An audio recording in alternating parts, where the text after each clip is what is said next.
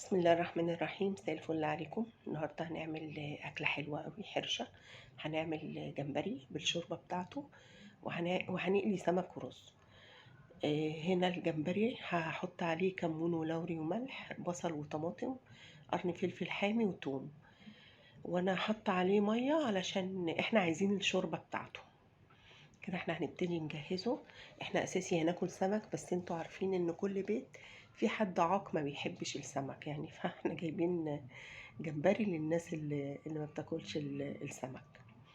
هنا بعمل بصلة الرز، وزي ما قلت لكم قبل كده بصلة الرز بحب اعملها في حلة الومنيوم، رز عامة يعني. وهنا برضو زي ما قلت لكم ان انا بحبش استعمل الهاند بلندر في الحاجات دي، هو الهون. ملح وكمون وتوم وفلفل، دي التتبيلة اللي هتبل بيها السمك ان شاء الله. انا معايا سمك جزل اهو، انا كده تبلته، والليمون ده طبعا هعصره عليه. ده سمك جزل.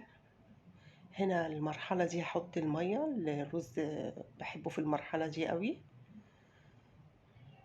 ادي الرز بيتشرب، وادي الجمبري خلص هطفي عليه.